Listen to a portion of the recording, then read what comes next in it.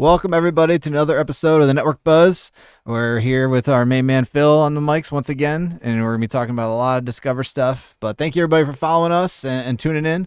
You know, we try to supply as much awareness and technical knowledge as we can here. But we're going to talk about, the true nature of the name here, that what's buzzing around the network here, everything that we've heard about from our time at HPE Discover. That whole week-long time out there in Vegas where we, obviously network with customers and learn all sorts of new tech. But then also the news that broke there on Saturday just after about HPE officially acquiring Juniper. So big news. There's a lot to unpack here today, and we'll probably finish with some Magic Quadrant discussion as well. Gartner releasing that as well on that side. So we're going to try to dumb this down to about 30 minutes if we can, but there's a lot of stuff here to talk about today. But Phil, what's going on, man? Not too much, man. It's just I enjoyed my time last week. Was it last week? Actually, last week. It was last week, man. So much content out there, so much to learn. Time flies, and you start losing track of it. I don't even know all what the day notes it is anymore. The notes, you got to take all sorts of notes. All the notes. Write things down, as Joe kept telling me. Write that down. I'm like, I got it. No, he's like, go write that down. Yeah, no, it was a solid couple days, and actually decent sleep. I didn't stay up too late. Yeah, it wasn't too bad. We've learned. Well, Mike, before we get into it, this is a Lake Tech Buzz. So, yes. What are we enjoying today? Yes, we're back on the Buzz train, and I brought a couple beers back from a vacation. I went to the old Treehouse Brewery in Massachusetts. Beer nerds, tune in here. So we tried out the green can there, and of course it's named Green from Treehouse, and then we have the King Julius. I'm not stuttering, that's how it's spelled. Julius. I think you missed the S's on the end. Yeah, I know, but I wasn't going to stutter the S's. But this is it's a double IPA, 8.4%. It's a big guy. That's why we're splitting it, because you gotta drive home at some point here. And it's delicious beer. I mean, Treehouse can't say enough. I think I've already drank a couple beers on here from them as well. But I mean, the original hazy IPA brewery out there in Massachusetts, delicious stuff. Phil, your thoughts on the King Julius? I mean, no complaints. It's a delicious beer. It's got a good finish to it. It's definitely a double. I'll leave it at that. I'm glad we split it in half. A double hazy. Yeah, we're responsible. Sure. No, it's really, really, really good. I mean, if you are a hazy IPA fan, and you've heard me say it before already, try to make a trip out to Massachusetts. That's like a bucket list beer nerd type of trip out there to see Treehouse. They have 4 locations out there. Dearborn has an actual concert venue for 2,000 people. So they're doubling down on the event experience, let alone the fantastic beer that they brew out there. All right, tell us what you heard on Saturday. What I heard on Saturday? Yeah, what did we all hear on Saturday? What was world-breaking news? We all heard about HPE Aruba acquiring Juniper Mist. Yes, sir. And it's kind of going to turn the networking world on its head a little bit. Absolutely. Yeah, I mean, it's going to be crazy here, because not only is it 2 big companies coming together on the networking side, and the whole buzz is all about how they're competing against Cisco. That's all everybody wants to talk about. But there's going to be a time here where they got to figure it out a little bit as to what's the Mist AI versus Aruba Central. There's a lot to change.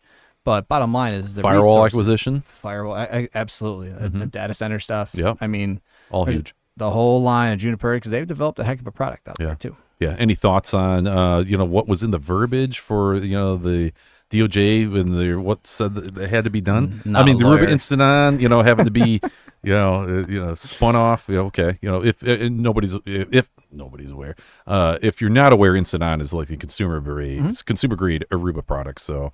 Okay. Yeah, we don't do a ton of that. Yeah, I mean, in our world and living in the enterprise, bigger mid-market enterprise, higher education, K-12 type of stuff, we don't do a ton of the Instant On product. That's a consumer, residential type of grade product. So we don't do a ton of that. But yeah, I mean, it's kind of like the price they had to pay, I guess, from DOJ's perspective. I'm not a lawyer. I don't know the language of any of that kind of stuff. I mean, there was one paragraph that was posted, right? So just trying to get your thoughts on what that said. They mentioned having to bid out the Mist AI licenses or something. Yeah, that's another thing. They're going to have to figure that out, how all that goes down. What I know is that the future seems to be there's this 2 very big players in the market that are coming together and going against Cisco. It's how they frame it. But it just means they're going to drive competition and drive innovation. And what makes it so big? You said you're going to save the Magic Quadrant for the end, but let's talk about that now. We'll dive into that. Sure. We're saving all the Discover stuff for the end. Huh? That's right. Yeah. Well, Gartner comes out with their Magic Quadrant, and I'm not even sure if it's annual. I feel like it just kind of pops up. It's not like Christmas, and you have like a day that this kind of stuff it just leads up to. It just kind of pops out sometimes. I feel like, but yeah, the WAN and WLAN leaders in the market. And you have Juniper was top right. If you look at the image, if you're listening to this, you probably know what this is. But the leaders end up in that top right quadrant, and that's where you want to be, where you have the vision and you can execute the vision. Right. That's where they live in that space. And usually there's like 5 or 6 manufacturers that are in that spot, but there was only 4 this time around. And I'm not gonna be able to name them all probably, but I know Juniper had its spot up there, which was great for them because, like I said, they've developed a great product and have a lot of innovation into their AI platform, managing the wireless, their acquisition of Mist, and bringing that into the fold for the switching. And of course, HPE Aruba is right there as well. And I know there's 2 other manufacturers. I'm honestly not going to get them. Yeah, it's Highwire or however you pronounce that. I couldn't say it because I never say it. So I'm glad you said it for me. Yeah. But I think the important point there is that you've got Aruba and Juniper, or HPE Aruba and Juniper up there in the right. That's what makes this news so big. Is you got 2 of the biggest players now have united. Correct. It's not really united, but united. Working together. Sure. Working together. We'll Maybe say got it married. that way. You know, whatever analogy you want to do there. Yeah. And then Cisco was not in that quadrant, in that leader quadrant, or challenger quadrant. That doesn't happen often. That's one of the biggest news, and it actually led to a lot of comments online because, of course, you can read the troll stuff where they're like, I don't know about that, and they keep second guessing that kind of thing. But for it even to be a thing that's published, it's pretty big news that Cisco is not up there with the other leaders of the industry at that point. It's pretty wild. Yeah, I agree. Yeah. But good news for HPE and For Juniper. sure. For sure. Well, it's more, and it's good news, honestly, for the end user because you're going to have a lot of innovation that's going to come here. I'm sure you got to be a little patient as all that stuff develops. But fast forward, 6, 8, 9 months, maybe probably a year, and then you're going to really kind of see where all that's going to lead to now. Yeah. Are you excited? Is excitement the right adjective to use for your view on it? I'll tell you mine. Mine's anxious. I'm anxious. Anxious is a what goes, good way what to put stays, what blends. It's a good way to put it, just because it's a matter of that's great, but now what? Yeah. I mean, we're gonna have to learn a ton when it comes to Juniper stuff. Perhaps. I mean, Maybe. we have to figure out our direction a little bit in Lake Tech, and everybody kind of knows that because we've been our expertise in the HP Aruba line has gone on for years, as we've discussed. So how Juniper comes into that fold, where that technology evolves, all that kind of stuff, where that's going to go is going to be interesting to watch. I'll tell you, I really like the Mist dashboard. I fired up a Juniper Mist AP the other day. Yeah, I joined a webinar to get a free AP too. Did you? Did you actually get it spun No, up? I didn't. I decided to ghost them at that point, but I listened to it. Well, I did. I got the full onboarding, and the dashboard looked really cool. Yeah. I didn't spend a lot of time on it trying to compare it to Central, but I'm not hating it. If we see that get incorporated in the Central or Central get incorporated in Mist, whatever. It's we'll see where that goes. Yeah. It's anxious is a pretty good word for it for those of us that are like, okay, we just want it to work now. I want to know where we're going now, but it's going to take some time. Yeah, for sure. Cool. Sorry, drink break. All right, I'm in. Yeah, and that's pretty much all we'll dig into there because there's just so much more to develop from there. But the Magic Quadrant stuff was interesting. Obviously, Google that. I'm sure everybody has seen that or been promoted to that recently. But read individual people's findings and an analysis of that. I'm sure there will be a response as to where the market goes from there. But it's just interesting to hear the state of the market with the acquisition news, all that all at once. It was a pretty crazy weekend in the world of us nerdy networking people. And in other nerdy networking news, going out to HPE Discover, or the Lake Tech team spent a lot of time. There's a lot of things that were presented, from the keynotes to the technical keynotes. I mean, the whole experience is pretty awesome being in the Sphere for the keynote. But Phil, what was your takeaway there from Discover? My favorite takeaway. I do. We're gonna say that to the end. Okay. HPE Labs conversation. HPE Labs, yeah. I mean, anytime we're talking physics, I'm down. The Lake Tech text group just blew up when they came on stage at the end of the technical keynote. That's pretty funny. Did. We will save that for the end. I don't have to geek out on it right now. You couldn't wait to bring it up at the beginning, though. That's right. No, yeah, lots of very cool things presented, especially during the for me, because I'm a technical guy. The technical keynote I thought was fantastic. A lot was positioned in how they're going to bring a full stack of observability and AI operations into Aruba Central. So yeah, I don't know I definitely want to get into that. That's what I want to break Dig down. in. Okay, Dig cool. in. I mean, we get I my notes from my beginning because they started it off really well, and we talked about this when we were rehearsing here a little bit. Is they laid out the challenges that customers were facing.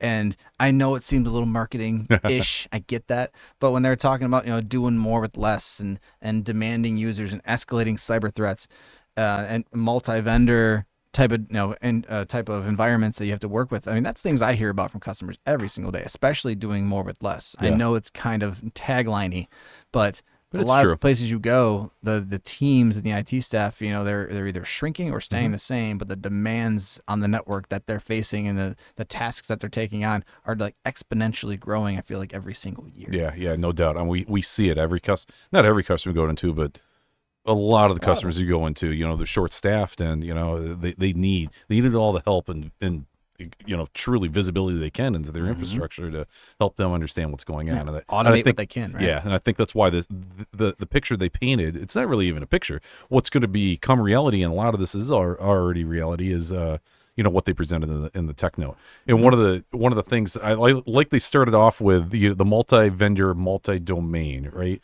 So to break that down a little bit, multi-vendor, utilizing the acquisition that they did, not the acquisition, yeah, OpsRamp, yeah. So OpsRamp, is a product that gives visibility to servers, network devices, applications, containers, third party, or Aruba or HPE. So we now are collecting visibility of all the statistics of all those different domains and feeding that telemetry back into Aruba Central. So we have third party visibility and telemetry coming off those devices into Central, so that now we get a full stack picture. Full stack meaning that we're looking at, how are the servers performing? How's the compute, performing? How's storage performing? How's the network performing? So, when we're having issues that it's always a network problem, right? I mean, as a network engineer, that's all I hear. It's always a network problem. So your Wi-Fi sucks. Yeah, exactly. Never hear that. Well, it's Wi-Fi slow. Well, it's not the Wi-Fi that's slow. You're using a database application and the disk is at full tilt, right? Exactly. So now if we could tie all that telemetry together to make smart observability, to have smart observations, if I can get my words right, that's super powerful. So yeah, I mean, leveraging OpsRamp in that, is a key part of that full stack, which I thought was pretty cool. No, that's big time. And be able to see through all different manufacturers. I mean, that's everybody looking for. That was kind of a central shortfall because it was all, I can't even call it a shortfall, but it just helps customers that have multi-manufacturers within their realm and seeing the entire infrastructure, not just the networking infrastructure, like not and living in those silos. Right. Yeah, that's big time. Right.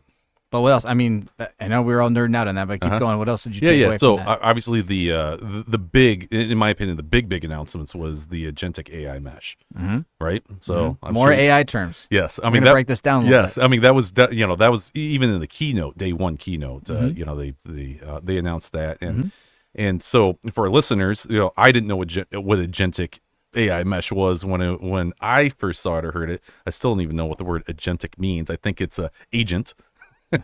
And what is an agent? And you just keep on going down the line. Right. But go ahead and because again, you've researched, you've looked into this, we've talked about it, like, your take on what that's going to provide for everybody and what that actually means. Yeah, for sure. So, agentic AI mesh is really taking that observability we're getting at OpsRamp plus everything we already have built into Aruba Central for monitoring the Aruba products. Everything from your real-time data to your offline data. So, agentic, and I believe the word is developed from the word agent. I don't even think it's a real word. But it's basically taking all the different agents that we already have, monitoring the infrastructure and collecting data about the infrastructure. And those are agents. Like an agent could be monitoring the real-time stats of a client. How is its roaming behavior, or what's its SNR look like, or looking at the speeds and feeds on a switch. We have maybe a switch port's running at 100 meg, and we have drops or CRC errors, or maybe we're looking at application health. Coming in from OpsRamp. It's monitoring an application of some sort. To the offline data. So one of the cool things that I heard was it's actually going to look at attack cases.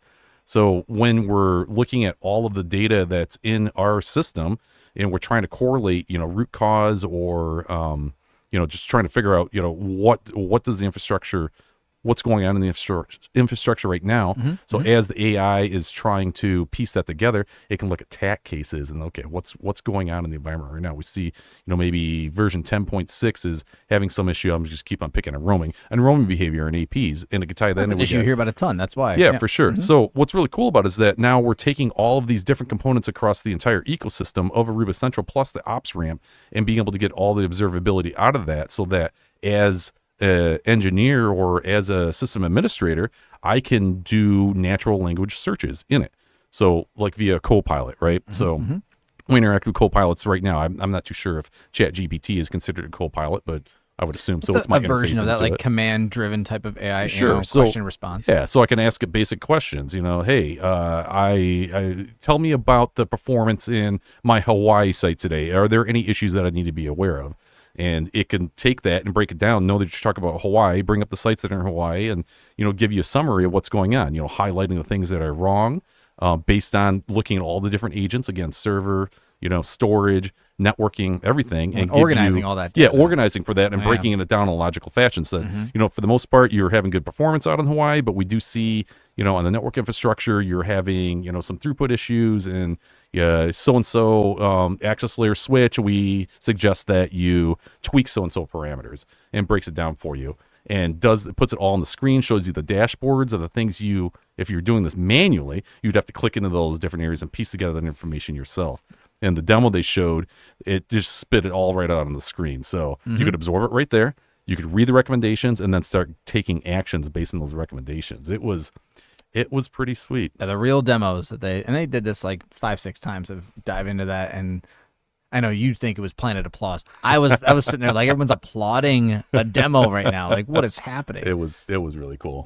Like, it was pretty interesting to watch everybody like, yes, thank you for introducing this and throwing. They hear feedback from everybody about what they need, and they threw some actual responses and real answers. Yeah. It was pretty neat. Yeah. I don't know. What did you get? Anything you got out of it? Because I'm going to want to talk about the PhDs. We're gonna get there. Right. We're gonna get there, Phil. We're gonna get there. No, it's just, again, it's for me, it's a lot more AI, right? Like they actually walked through like when AI was basically introduced in 2019, and then your generative AI was 2023, 2024, and now it's agentic AI. It's another AI era that they kept speaking to, and again, for me, I'm not in the weeds. I'm not seeing, and I'm not like the visionary automation guy. So I'm just looking for like the real application of how this helps people, manage a network that is complex, and they don't have time, and they're looking for ways to not wear 10 hats while leading a network. I think more than ever now, this is where it really comes into play to really help us. I mean, I've kind of brushed off AI because it's like things like, the recommendations you get from some of the products, like, yeah, duh. Yeah, thanks for stating the obvious, AI. But now it's real. I feel like it's real. And again, the examples they showed were pretty impactful. And if you don't know, they do have the keynotes and the technical keynotes posted out on HPE's website, so you can, everything we're talking about here that we saw, you could see for yourself. I would highly recommend going and looking at it. It was, again, pretty. Yeah, we'll end up sharing links to everything for people to go and look at individual keynotes and demos that we felt were very useful. That'll be good stuff to share with everybody as Parks. We're trying to get better at sharing content along with the videos and not just saying, hey, come watch.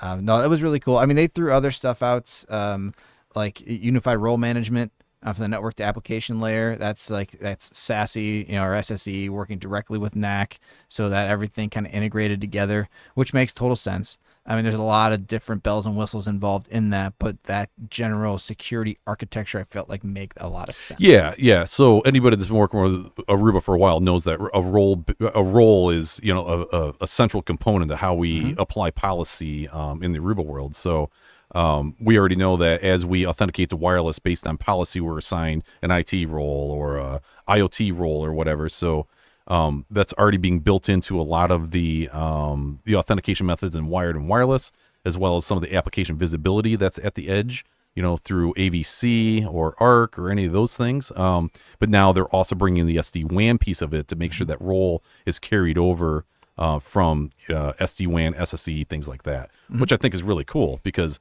it all plays into, if we're doing a campus-wide VXLAN overlay, that role is built in. That's where you get your microsegmentation from. So the role is critical in being able to isolate and control and get observability on everything that's happening on the network. Exactly. I mean, and just, the layman hearing all this stuff, okay, that all makes sense, where it's like that individual, what are they allowed to do, and then carry it up and down the infrastructure, not just focus on an individual aspect, but throughout the entire authentication process. Right. Like, I think that made a lot of sense. Yeah.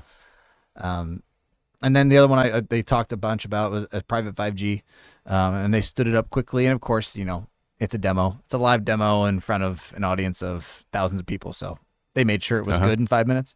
But still, like that use case of private 5G type of technology is becoming more mainstream, and it's individual use cases where that makes sense. I mean, again, in the university space where I work in, when you have a large event, a homecoming or graduation type of thing, and you're in an area where the cell service is not fantastic, and you rely on outdoor pervasive coverage to handle that type of data, that type of traffic, but you have emergency services that need to communicate across those same bands of data, and they're having trouble because there's so many people on campus that your network is not designed for, then you have a private 5G instance to be able to handle that communication for emergency, for law enforcement, for that type of purpose on campus. I think that's a use case that's useful, and they're evolving this technology more and more here. Yeah, and that's the correct word there. So P5G has been around in different variations with Aruba for a few years now, and to be able to swiftly deploy a core in the APs and provision the clients, is what they demonstrated in the keynote, and they did it quickly. Obviously, somebody went and installed the radios already, and installed the core, the packet core, physically. Yeah. But they did spin it up pretty quick and provisioned it. But giving those services to like you said, the police force, the security cameras, the things that need coverage in an area where there might not be pervasive wireless is key there. And giving prioritization to that. It's not for everybody. No, it's not. It's individual use cases for what they have in their environments, or they're in a rural area, or cellular is just not great. Providers aren't great in the area.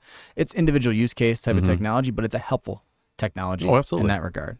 So I just wanted to point that out too, because that's becoming more and more a thing when it comes, especially for emergency services. Yeah. Making sure And you mentioned graduation, but it could be used full time all year long. For sure. Those are the two cases that I've talked about the most with customers, where it's like we've got 50,000, 100,000 people coming on campus when we're not designed for that. So how do we fix this problem where the network would operate better? It's like, well, for who, and talk through the whole situation. Yeah. Okay. There you go.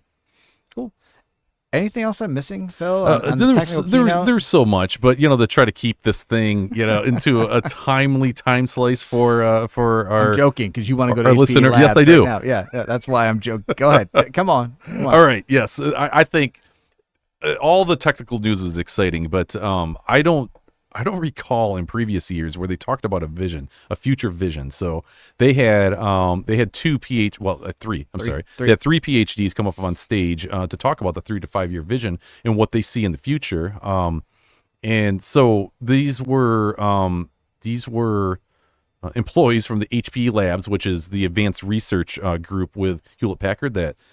All of the supercomputing and everything that we know today that HPE delivers, they're part of the team that is developing that technology. So two individuals that I recall because I'm reading their names on my screen right here. Research matters. Yeah, Grace Johnson, Stanford, a fresh minted Stanford PhD, talked about quantum computing, how she's brought on board to help develop the next evolution of quantum computing. It's talking about how qubits and superpositioning with entanglements. It was amazing. She just delivered it so well and talked about how supercomputing is obviously going to be a very real thing in the future, and how that's going to help the all the AI operations that we're looking at today that need major computing resources to be obviously have more compute power to have that happen, and to do it with quantum computing. It was really cool. And where she kind of left off on that was that because the supercomputing clusters, I'll say, or the distributed nature of how the different supercomputers work, they have to have communication. So the networks interlinking those things, they're a bottleneck at that point. So they had another gentleman, I apologize for saying your name wrong, Kirk Burstnicker. Give it your best shot. Yeah. Also a Stanford PhD that's been with HPE Labs for a while. He talked about how to alleviate that bottleneck with, I honestly, he explained it so well and so beautifully, like I felt like I knew, but at the end I didn't. He talked about how they're developing silicon photonics, using photonic systems to interconnect. Say I'm not contributing at all to this right now. Interconnect the the network, or directly straight off instead of an ASIC that translates things from electronics to light. They're doing photonics directly off ASIC. It's what I picked up off of it. So the conversion from energy to light, they're eliminating that piece of it and using photonics. And he talked about delivering multiple photons through a fiber, let's say, so that you can deliver multiple pieces of information at once. And what that sounded like to me was WDM, so wave division multiplexing, where we're doing that today, where we can deliver different frequencies of light to have independent data streams going across one strand of fiber simultaneously. So I got to do a little more digging on that. What's the difference between WDM and photonics in delivering that? But they talked about exponential increase in throughput by using photonics and the qubits and all that. I got lost in it, but I'm lost right now. I was jaw dropped. I was amazed. It was really, really, really cool. But again, go back to watch the video. They explain it very naturally and very well, enough to where I'm definitely going to take a deep dive and research it. Yeah, it was very cool stuff, and it got the whole room excited. It did, which was interesting because it's like such advanced topics, and everybody was like sticking around. No one walked out early. Yeah, no. Like they came on stage, and everybody was still planted in their seats, just entrenched in that. Like, pretty cool. Yep. And not to because we didn't talk about the AI. There was an AI engineer up there as well. Talk about the future of AI and where you saw it go. But sorry, I didn't prep for that. Sorry, sir. we know what got you all interested, and everybody else in the room too. It was very, very cool. But I like that they applied, like, again, that future technology conversation with everybody, not just, because they can get up there and speak to the technologies they sell and speak to like application stuff. This is what's coming, but then they get into visionary stuff like that, and everybody gets excited. They want to hear about that kind of stuff, because in the end, like, we live in this space. Right, so it's very cool to hear about the future technology that way, and from people who are like living it every day. It was very, very cool.